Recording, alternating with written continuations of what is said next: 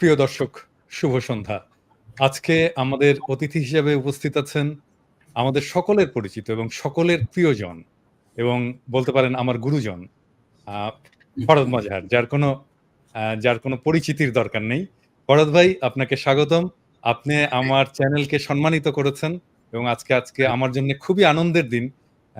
এবং আমার মনে হয় আমার দর্শক পাঠক সবাই জানেন যে আপনার সাথে আমার যে সম্পর্ক, আপনার অবশ্যই। যে স্নেহ প্রশ্রয় এবং আপনার যে মেন্টরিং পেয়েছি, যার ফলে যেটুকু শেখা, যেটুকু জানা রাজনীতি, সমাজ, দর্শন সম্পর্কে, সেটা কৃতজ্ঞ চিত্তে স্মরণ করি যে সেটা গুরু হিসাবে আপনার কাছ থেকেই পাওয়া, আপনার কাছ থেকেই জানা। এবং দর্শকদের বলে রাখি যে এটা শুধু সাম্প্রতিক সময়ে না, আমরা যখন মেডিকেল কলেজে পড়তাম সেই সময় থেকে, তখন হয়তো ফরদ ভাই আমাদেরকে চিনতেন না, সেই সময় থেকে ফরদ ভাইয়ের লেখার সাথে আমরা পরিচিত এবং ফরদ ভাইয়ের মাধ্যমেই মার্কস চেনা। ফরদ ভাই, স্বাগতম আপনাকে। অনেক নাকি সুন্দর সুন্দর কথা বলছেন, আমাকে অনেক ধন্যবাদ। খুবই ভালোবাসি আপনাকে। আপনি এর জন্য গ্রেট জব, অনেক বড় কাজ করছেন। আমরা চেষ্টা করছি সবাই মিলে। অনেক থ্যাংক ইউ ফরদ ধন্যবাদ। ভাই। আজকে আমরা অনেকগুলো বিষয় নিয়ে আলোচনা করব। আমার প্রথম যে প্রশ্ন, সেটা হচ্ছে যে আমরা 5ই অগাস্ট এবং জুলাই অগাস্টের যেই ঘটনা ঘটলো, গণ অভ্যুত্থান ঘটলো, এটা অনেকে বলে গণ অভ্যুত্থান, অনেকে বলেন বিপ্লব। আপনি এটাকে কি বলেন, কেন বলেন? একটা হলো ডেসক্রিপটিভ, আমরা তো ডেসক্রিপটিভ বিপ্লব বলতে পারি বর্ণনাত্মক অর্থে, যেটা একটা বড় ধরনের ঘটনা ঘটেছে। এমনি কনসেপচুয়ালি মানে ধারণার দিক থেকে যদি আমরা বুঝতে চেষ্টা করি, অনেক সময় বিপ্লব বলে লোকে বলশেভিক রেভলিউশন বা মাওসেতুংয়ের রেভলিউশন বুঝে। এই জন্য আমি সাধারণত বিপ্লব শব্দটা পরিহার করি। কারণ হলো যে আমাদের এখনকার যে মূল কাজটা হলো আসলে একটা গণতান্ত্রিক রাষ্ট্র তৈরি করা। এটা এই জন্য আপনাকে ওই বিপ্লব কথাটা আমি পরিহার করার চেষ্টা করি। কিন্তু অবশ্যই এক অর্থে আপনি বলতে পারেন এটা রাজনৈতিক বিপ্লব। এখন যখন এই যে গণতান্ত্রিক বিপ্লব বলার কথাটা যখন বলি, তখন এর কিন্তু উদ্দেশ্য কি? উদ্দেশ্য হলো যে আপনি একটা গঠনতন্ত্র তৈরি করবেন। সেই গঠনতন্ত্রে ব্যক্তির স্বাধীনতা, ব্যক্তির মর্যাদা এটা থাকবে, এটার প্রতিষ্ঠা থাকবে, এবং রাষ্ট্র এমন কোনো আইন করতে পারবে না যে আইনের দ্বারা তার যে অধিকার, তার যে ব্যক্তি অধিকার, তার বাক অধিকার, কথা বলার অধিকার, তার মর্যাদা, এটা হরণ করতে পারে, তাকে গুম করতে পারে, কি তাকে এক্সট্রা জুডিশিয়াল কিলিং করতে পারে। এই যা যা কিছু আমরা সাফার করেছি এই ফ্যাসিস্ট শেখ হাসিনার আমলে, এটা যেন রাষ্ট্র কখনোই করতে না পারে, এরকম একটা রাষ্ট্র একটা গঠন করাটা হলো আমাদের লক্ষ্য। এই অর্থে এটাকে আমরা বলি গণ অভ্যুত্থান, এবং সেই অর্থে এর মধ্যে একটা বৈপ্লবিক উপাদান রয়েছে।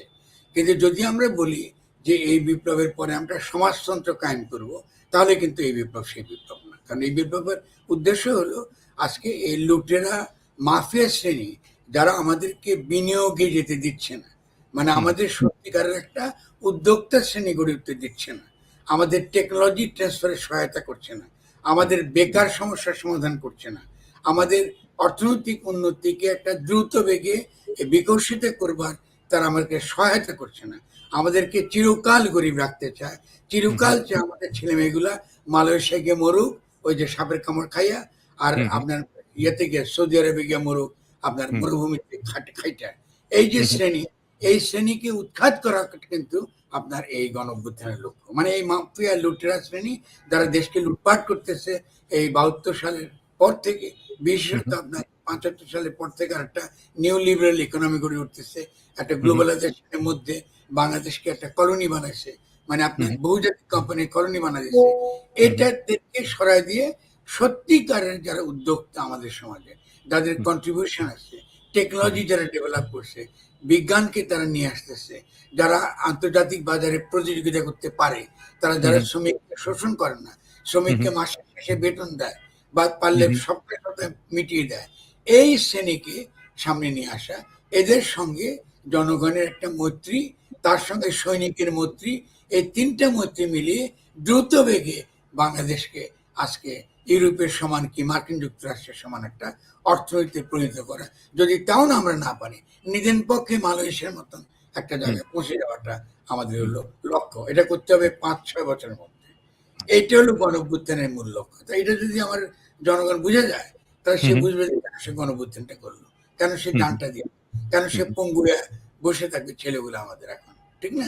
এই কারো হাত নাই, কারো পা নাই, কারো চোখ নাই। তো এই ছেলেগুলো এটার জন্যই আপনাকে এই বন্দুকে বুলেটের সামনে জীবন দিচ্ছে, ঠিক আছে না? তো এটা যদি আমরা বুঝি এই গণ অভ্যুত্থানের লক্ষ্যটা কি, পরিষ্কার লক্ষ্যটা কি, তাহলে কিন্তু জনগণ বুঝবে যে এটা আমরা কি করে করব, আমাদের কথাটা তারা তাড়াতাড়ি বুঝবে।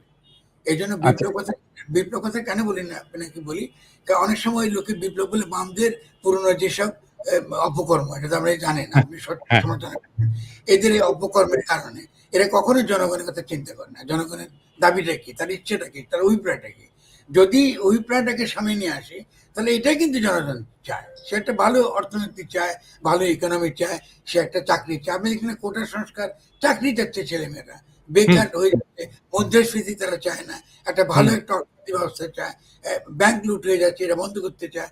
এটাকে হলো গণঅভ্যুত্থানের লক্ষ্য। সমাজতন্ত্র কায়েম আমাদের এই বিপ্লবের বা এই গণঅভ্যুত্থানের উদ্দেশ্য না বলে আমরা বিপ্লব শব্দের ব্যবহার না করাটাই ভালো। যদি আমরা সমাজতান্ত্রিক পথে যাইতে পারি, একটু বেশি সোশ্যাল ওয়েলফেয়ার বাড়াইতে পারি, আমাদের স্বাস্থ্য, শিক্ষা এসব ক্ষেত্রে যদি আমরা জনগণের প্রতি বেশি দরদি হতে পারি, তাদের জন্য বেশি সুযোগ বাড়ি করতে পারি, শিক্ষাতে বেশি সুযোগ বাড়ি করতে পারি, আমাদের ছেলেমেয়েরা ভালো করে শিক্ষা পেতে পারে, এটা আমরা যত বেশি করতে পারি তত আমাদের লাভ। কিন্তু মূল উদ্দেশ্য হচ্ছে যে আমাদের অর্থনীতিকে শক্তিশালী করা, কার বিপরীতে? বহুজাতিক কোম্পানিগুলোর বিপরীতে। এই বিল গেটস আছে, জুকারবার্গ আছে, এই বড় বড় কোম্পানি, অল্প কয়েকটা কোম্পানি সারা দুনিয়া লুটপাট করতেছে, এদের বিপরীতে বাংলাদেশে আমরা যেন একটা অর্থনীতি গড়ে তুলতে পারি। সে অর্থনীতি গড়ে তুলতে হলে আমাদেরকে জনগণকে লাগবে, জনগণকে সকলে মিলে সেই কাজটা করতে হবে। আচ্ছা ফরাদ ভাই, তাহলে আমরা আমাদের জনগণ একটা আকাঙ্ক্ষার জন্য ঐক্যবদ্ধ হলো, সারা দেশের জনগণ, এবং সেই আকাঙ্ক্ষাকে বাস্তবায়নের জন্য সে রাজপথে সক্রিয় হলো, জীবন দিল, রক্ত দিল, এবং এর পথে যে বাধা, প্রধান বাধা, তাকে উৎখাত করলো। এখন এই আকাঙ্ক্ষাটা, তারপরে যে সরকার গঠিত হলো, সেই আকাঙ্ক্ষাটা কি বুঝতে পেরেছে বা সেই আকাঙ্ক্ষা বুঝে কাজ করতে পারছে? এই আকাঙ্ক্ষা খুব ভালো। এখন তাহলে আপনি আকাঙ্ক্ষা শব্দের ব্যবহার করতে খেয়াল করেন।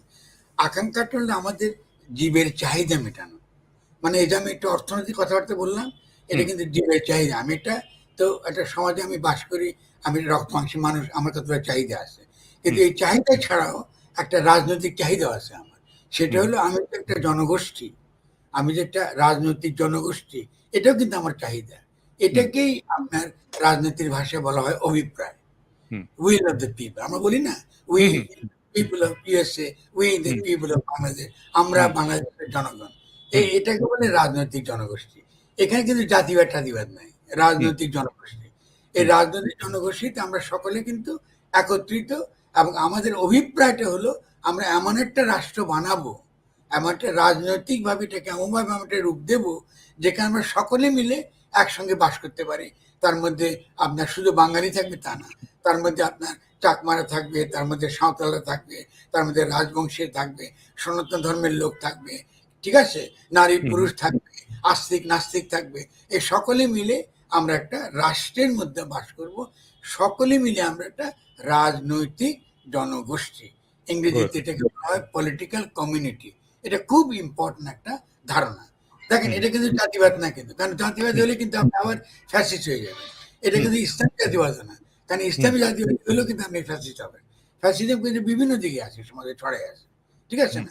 বাংলাদেশি জাতিবাদ হলো আপনার ফ্যাসিস্ট হবার সম্ভাবনা আছে, যদি মনে করেন এটাই আপনার একমাত্র পরিচয়। কারণ আপনাকে বাংলাদেশ হতে পারেন, আমাদের এখানে বিএনপি বাংলাদেশি জাতিবাদী কথা বলে, তারাও থাকবেন, এমনকি যারা বাঙালি জাতিবাদী কথা বলে তারাও থাকতে পারেন, কিন্তু ফ্যাসিজম হওয়া যাবে না। এটাই একমাত্র আপনার চিরায়ত আপনার কি বলে পরিচয়।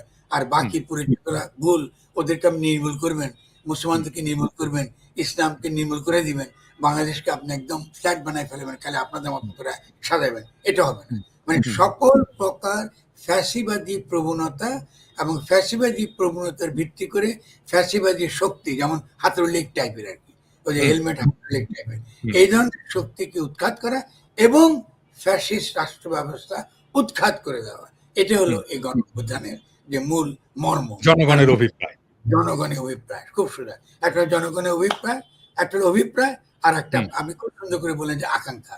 তার আকাঙ্ক্ষা, জীবের আকাঙ্ক্ষা আর তার রাজনৈতিক আকাঙ্ক্ষা, এই দুটো মিলে গণঅভ্যুত্থান। তাহলে এই আকাঙ্ক্ষা এবং অভিপ্রায়, সেটা কি বর্তমান সরকার এটা বুঝতে পারছে, বাস্তবায়ন করার চেষ্টা করছে? না, একেবারেই বুঝতে পারেনি না অল্প বুঝেছে? একেবারে যদি বুঝতো তাহলে চুপ্পুর কাছে গিয়ে তারা শপথ নিত। এটা তো কমন সেন্সের ব্যাপার। আপনি চুপ্পু হলো শেখ হাসিনার দ্বারা নিয়োজিত একজন প্রেসিডেন্ট। হুম, আপনি হাসিনার সংবিধান রাখছেন যা আছে তাই। তার মানে শেখ হাসিনার ফ্যাসিস্ট রাষ্ট্রটা যা আছে তাই। এখন যখন নিয়োগও দিচ্ছেন তখন ওই সব আওয়ামী লীগই ঢুকতেছে, আর কিচ্ছু কিন্তু ঢুকতেছে না, ওখানে তারাই ঢুকতেছে। আইনও তাই, সবকিছু তাই। তার মধ্যে খালি আপনারা একটা উপদেষ্টা বানাইছেন। আপনি উপদেষ্টাটা কার উপদেষ্টা? আপনি চুপ্পুর চুপ্পুর উপদেষ্টা। উপদেষ্টা। ফাইন ফাইন, এটা দ্বারা কি আমি জনগণের ইচ্ছা আপনি কাম করতে পারবেন? জনগণ তো আপনাকে তাদেরকে হীরার খণ্ড তুলে দিছে, তার হৃদয়টা দিছে আপনাকে। হুম, ডক্টর ইউনূসকে জনগণ তার হৃদয় দিছে, হুম, তার রক্ত দিয়ে লাশ হয়ে তার হুম, হৃৎপিণ্ডটা তার হাতে তুলে দিছে হেফাজত করার জন্য। তো উনি হুম, করলেনটা কি? উনি ক্ষমতায় এসে কি কাজ করতেছেন? এটা কি হলো? আমি তো উনি এসে বলে দিচ্ছিল আমি, এটা হবে ঘোষণা, এটা কোনো ওই অধ্যাদেশ হবে না, হুম, অধ্যাদেশ না কিন্তু। এখন হুম, তুমি অধ্যাদেশ বানাবেন, আর কেমনে বাড়িবেন? আর তো কোনো বাড়ার উপায় নেই। হুম, তাকে হতে হবে ঘোষণা যে আমি বাংলাদেশের জনগণের এই যে তার যে সার্বভৌম অভিপ্রায়, এই হুম, অভিপ্রায়ের পরম অভিব্যক্তিকে প্রতিনিধিত্ব করি বলে আমি হুম, হুম, ক্ষমতা গ্রহণ করিলাম। এটাকে হুম, বলে সিম্পল প্রোক্লেমেশন। যেমন করে আমরা ১৯৭১ সালে ঘোষণা করছি না আমাদের হুম, হুম, স্বাধীনতা, তিনিও তৃতীয় স্বাধীনতা ঘোষণা করবেন যে আমরা জনগণের অভিপ্রায় বাস্তবায়নের জন্য আমি এসেছি, ফলে আমি হুম, ক্ষমতা গ্রহণ করিলাম এবং এখন থেকে আমার আদেশ ক্রমে এই সমস্ত বাংলাদেশ চলবে। এখন তার আদেশ মানি বাংলাদেশের জনগণের আদেশ, যারা হুম, রক্ত দিয়ে লাশ হয়ে তাকে ক্ষমতায় বসিয়েছে। ফলে হুম, তিনি তো ব্যক্তি ইউনূস না, তিনি তো হুম, জনগণ। তিনি হুম, তো খোদ এক্সাক্টলি। জনগণ আকারে বসছেন। ফলে তার হুম, আদেশই তো জনগণ মানবে। এবং হুম, তিনি কার অভিপ্রায় ব্যক্ত করবেন, কার অভিপ্রায় তার মধ্য দিয়ে আদেশ হবে, জনগণের অভিপ্রায় তার মধ্যে দিয়ে আদেশ হবে। হুম, স্বভাবতই তিনি তো আর সামরিক শাসক হবেন না। ফলে হুম, জনগণ যেটা চায় সেটাই তিনি কায়েম করবেন। এখন হুম, দৈনন্দিন কাজগুলো চালাবার জন্য তিনি কি করতে পারেন? তিনি বলতে পারেন যে বাংলাদেশে এখন যা চলতেছে তাই চলবে, অসুবিধা নেই। শাসন হুম, ব্যবস্থা চলার জন্য যে আইন আছে তাই চলবে, আদালত তেমনি করে চলবে। শুধুমাত্র আন্তর্জাতিক মানবাধিকার আইনের সঙ্গে যা যা সাংঘর্ষিক এবং বাংলাদেশের জনগণের স্বার্থের সঙ্গে যা হুম, সাংঘর্ষিক, এটা হবে না। আর হুম, সব কিছু চলবে এবং আমাদের কাজ খুবই সংক্ষিপ্ত, খুবই কম। এবং হুম, সেটা কি? আমরা একটা গঠনতান্ত্রিক প্রক্রিয়ায় প্রবেশ করব এবং রাজনৈতিক দলগুলোকে আমরা বুঝাবো আমাদের এখনকার কাজ হলো একটা নতুন গঠনতন্ত্র জনগণকে উপহার দেয়া এবং হুম, আমরা রাজনৈতিক দলগুলোকে আমাদের চাই তারা আমাদেরকে সহায়তা করুক এবং হুম, এই গঠন প্রক্রিয়ায় তারা অংশগ্রহণ করুক। দেখেন কথাটা খুব গুরুত্বপূর্ণ। আপনি হুম, ক্ষমতায় এসে কিন্তু রাজনৈতিক দলগুলোকে খামাখা আপনার বিপরীতে আপনি দাঁড় করাইছেন। আরে ভাই, আপনি কেন বিপরীতে দাঁড় করাবেন? রাজনৈতিক হুম, দলগুলো তো আসছে, তারাই তো আপনাকে সহায়তা করবে নতুন হুম, গঠনতন্ত্র প্রক্রিয়ার জন্য। তারাই তো হুম, বলবে। ফলে তাদেরকে তো আপনি ইনভলভ করবেন। এখন হুম, ইনভলভ করার তো বহু পদ্ধতি আছে। নানাভাবে আপনি করাতে পারতেন। হুম, ১ম আপনি করাতে পারতেন বলতে, ঠিক আছে ভাই, আমরা তো আসছি। আমরা তো নির্বাচিত কেউ না। কিন্তু আমরা জনগণ দ্বারা নির্বাচিত। মানে হুম, তুমি ভোটের দ্বারা নির্বাচিত হইতা এবং তুমি হুম, মেজরিটি দ্বারা তুমি রাষ্ট্র চালাইতা। আমি হুম, পুরা জনগণ দ্বারা আসছি। এবং সেই হুম, পুরা জনগণের মধ্যে তুমি আসো। তো হুম, আসো আমরা একটা কাজ করি। আমরা একটা একটা একটা ন্যাশনাল কাউন্সিল তৈরি করি। হুম, আমরা ন্যাশনাল কাউন্সিলে তোমরা থাকো, আওয়ামী লীগ ছাড়া। হুম, তোমরা থাকো আমাদের মধ্যে। সেই ন্যাশনাল কাউন্সিলের থেকে তোমরা আমাদেরকে দেখবা, নিরীক্ষণ করবা, আমাদেরকে ওয়াচডগ আকারে থাকবা, যেন আমরা যে প্রতিশ্রুতি জনগণকে দিয়েছি, সেই প্রতিশ্রুতি অনুযায়ী আমরা সংক্ষিপ্ত সময়ের মধ্যে তোমাদেরকে হুম, একটা গঠনতন্ত্র উপহার দিতে পারি। আর হুম, গঠনতন্ত্রের ক্ষেত্রে তোমরা আমাদেরকে সহায়তা করো। আমরা উপজেলায় উপজেলায় যাব, আমরা গ্রামে গ্রামে যাব, আমরা হুম, জেলায় জেলায় যাব, ঠিক আছে? এবং ওয়ার্ডে ওয়ার্ডে যাব, ওখানে হুম, মিটিং করো, তোমরা ওখানে তোমাদের বক্তব্য দাও, তোমরা হুম, তর্ক বিতর্ক করো এবং তোমরা হুম, সকলে মিলে আমাদেরকে বলো কি ধরনের বাংলাদেশ তোমরা সকলে চাও। আমরা তো, আমি আছি গার্ডিয়ান, আমি তোমার হুম, অভিপ্রায়টা হাজির করার জন্য জনগণকে সুন্দর করে গুছিয়ে এটা লেখা একটা খসড়া বানাবো তোমাদের সঙ্গে পরামর্শ করে। সেই হুম, খসড়াটা আমরা একটা গণপরিষদে দেব, হুম, গণপরিষদ এটা তর্ক বিতর্ক করবে, তর্ক বিতর্ক করে তারা একটা গঠনতন্ত্র প্রণয়ন করবে, ওটা আমরা রেফারেন্ডে দেবো। এই তোমার প্রত্যেকটা পর্যায়ে তোমরা আমাদেরকে সহায়তা করো। তো নিঃসন্দেহে আমাদের পলিটিক্যাল পার্টিগুলো সহায়তা করবে। কেন করবে না? তারা তো গণবিরোধী লোক না। আপনি হুম, ধরে নিতে পারেন না যে আপনার, তারা যেহেতু একটা অতীতে তারা একটা ভুল কাজ করছে, গণঅভ্যুত্থানের মধ্য দিয়ে তাদেরও তো পরিবর্তন হয়েছে, তারা তো দেশকে ভালোবাসে। ফলে আপনি হুম। যদি ভালো প্রস্তাব দেন, তারা কেন এই প্রস্তাব মানবে না? না, আমার সঙ্গে রক্তও দিয়েছে, তারা সক্রিয় অংশগ্রহণ করেছে, রক্ত দিয়েছে তাদের কর্মীরা। হ্যাঁ, তো সেজন্য দেখেন আমি বারবার বলেছি, খেয়াল করেন, আমি বারবার বলছি যে বাংলাদেশে বিএনপি তো ক্ষমতায় আছে, কারণ বিএনপি তো দলে নাই, কিন্তু হুম, বিএনপি তো ক্ষমতা আছে, তাদের দ্বারাই তো এই সরকার নির্বাচিত হয়েছে, নাহলে থাকতে পারতো না। হুম, এটা তো কাণ্ডজ্ঞানের বিষয়। আপনি হুম, তাহলে রাজনৈতিক দলগুলোকে আপনি কি করতেন? সঙ্গে নিতেন, তাদের পরামর্শ নিতেন, তাদেরকে নিয়েই বলতেন কি করে আমরা দেশটা চালাবো, আপনারা আমাদের চেয়ে ভালো বোঝেন, আমাদেরকে সহায়তা করেন। একটা কথা বললে কিন্তু রাজনৈতিক দলগুলা দলে দলে প্রত্যেকটা দলের সঙ্গে আমার কথা হয়েছে, আমি আপনাকে তথ্য আকারে বলি, প্রত্যেককে হুম। সাক্ষী দিবে আজকে রাজনৈতিক দলের বড় বড় নেতা, প্রত্যেকে আমাকে বলছে, ফরাদ ভাই আপনি যেটা বলছেন এটা অত্যন্ত ভালো একটা প্রস্তাব, আপনি দেখেন এটা করতে পারেন কিনা। আমাদের ভাই আমি চেষ্টা করতেছি, আপনারা আমাকে সহায়তা করেন। কিন্তু দেখেন আমরা কোথায় নিয়ে গেলাম চেষ্টাকে। না, কিন্তু ঘটনা হলো এটা, ঘটনাটা প্যাচ খেয়ে গেল কোথায়, কিভাবে, কার জন্যে, কারা এর জন্য দায়ী? প্রথম থেকেই ঘোড়ায় গলদটা কেন হলো? আপনি আপনি তো প্রথম থেকে বলছেন এবং আমরা সেটাকে সাপোর্ট করেছি। আমি নিজেও ভিডিও করেছি। যখন শপথ নেয়নি তখন কিভাবে শপথ নেওয়া যায় সেটাও আমি বলেছি। আমি বলেছিলাম যে এটা আমরা শহীদ মিনারে শপথ নেব এবং একজন শহীদের পিতা বা মাতা সেই শপথ হ্যাঁ, বাক্য পাঠ করবেন। তো শুনেছি, আমি শুনেছি। অনেক অনেক আইডিয়া ছিল, কিন্তু প্রথম যেটা কোর কনসেপ্ট সেটা হচ্ছে চুপ্পুর কাছে শপথ নয়। শপথ একদম করাবে জনগণ, জনগণের প্রতিনিধি হিসাবে, জনগণের সার্বভৌম আকাঙ্ক্ষার প্রতিনিধি হিসাবে প্রফেসর ইউনূস শপথ নেবে। কিন্তু এই পুরো বিষয়টা কারা এটাকে টুইস্ট করে এই জায়গায় তথাকথিত সাংবিধানিকতার দিকে নিয়ে গেল? আপনার আমি কাছে কোনো তথ্য আছে বা আপনার কোনো আচ্ছা, ধারণা আছে? আমি এই পয়েন্টে আসতেছি আপনাকে। আমি আগে শপথ কথাটা একটুখানি পরিষ্কার করি। অনেক সময় আমাদের জনগণ, সাধারণ মানুষ অনেক সময় বুঝতে পারে না যে বোধহয় শপথ নেওয়াটা বোধহয় খুব বাধ্যতামূলক। না, শপথ নেওয়াটা বাধ্যতামূলক না। এটা একটা আনুষ্ঠানিকতা। হুম, আমরা এটাকে সুন্দর করতে চাইছি। মানে আপনিও সুন্দর করতে চাচ্ছেন। একটা দেখেন ব্যাপারটা কত মধুর হইতো। এটা হুম, বিপুল একটা শোনাতে আপনি শহীদ মিনারে দাঁড়িয়ে আপনি হুম, আপনার নতুন যেই গণ-অভ্যুত্থানের সরকারটা শপথ নিচ্ছে। হুম, আসলে কিন্তু খালি লাগে ঘোষণা, হুম। প্রোক্লামেশন। আইনের দিক থেকে একটা ঘোষণা লাগে। আর কিচ্ছু লাগে না। আমরা শপথ স্বাধীনতায় তো তাই করে, ৭১ তো তাই করেছি। এক্সাক্টলি তাই। মুজিবনগর কি করছে? একই কাজ করেছে। এটা এক্স্যাক্টলি। তো আসলে পৃথিবীর সব দেশে এটা হয়েছে। এটা একটা প্রোক্লেমেশন, আপনি ঘোষণা দিচ্ছেন, কারণ জনগণের ক্ষমতাটা কায়েম হয়েছে গণঅভ্যুত্থানের মধ্য দিয়ে। সেই হুম, ক্ষমতাটাকে আপনি শুধুমাত্র ফর্মালি ডিক্লেয়ার করতেছেন, আমি জনগণের পক্ষে ক্ষমতা নিলাম। এই হুম, এটি হলো আইন বলেন কি রাজনৈতিক সাহিত্য বলেন, তার মধ্যে এটা হলো মূলনীতি। হুম, প্রত্যেকটা স্বরে ক, খ যারা জানে আইন এবং রাজনীতি সম্পর্কে, তারা প্রত্যেকে এটা জানে। এখন হুম, তারা এর জন্য দায়ী। এখন আপনি ধরুন, আমি তো উইচ হান্টিং এ পছন্দ করি না, আপনি জানেন, আপনিও হুম, পছন্দ করেন। আমরা মনে করি এটা নিশ্চয়ই একদিন ইতিহাসে লেখা হবে।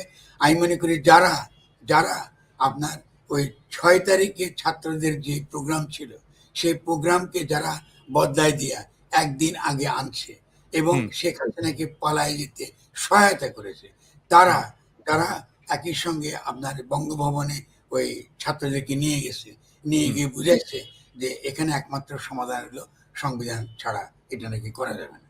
এই হুম, এই যারা যারা এটা সঙ্গে যুক্ত ছিল, হুম। এরা এটার সঙ্গে আপনার এটার জন্য আপনি কি তাহলে বলছেন ফরহাদ ভাই যে ৬ তারিখে ঠিক ছিল লং মার্চের কর্মসূচিটা, এটা আগায় নিয়ে আসাটা পিছনেও একটা উদ্দেশ্য আছে? তো কি যুক্তি আমাকে বলেন?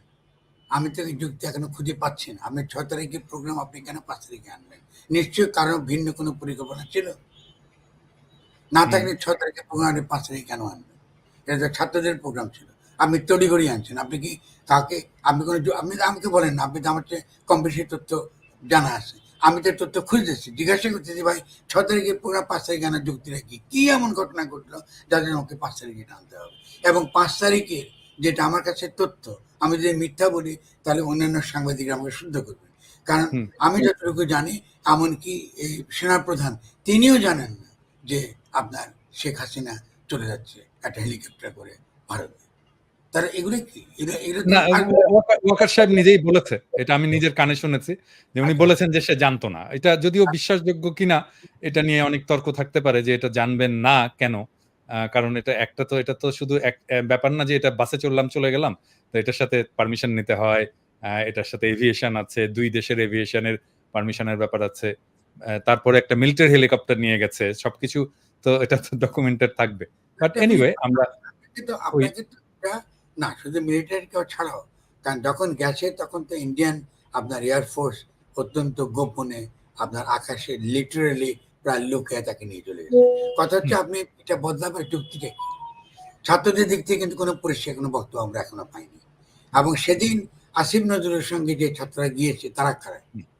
তারা তো মূল নেতারা না। বা পরবর্তী যে ৩ জন ছাত্ররা গিয়ে এখন এই সরকারে যুক্ত হলো, তারা কি তাদেরকে কি ছাত্ররা রিপ্রেজেন্ট করে পাঠিয়েছে? তাদের সঙ্গে কথা বলে গেছেন তারা? না, কোনো কাউন্সিল হয়নি।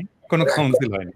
মানে এমন যদি হতো যে সব সমন্বয়কের একটা সভা হলো এবং সেখান থেকে এটা একটা সিদ্ধান্ত হলো তাহলে একটা কথা ছিল। না। পুরো গণঅভ্যুত্থানটা ছিল সারা দেশের জনগণ তৈরি ছিল।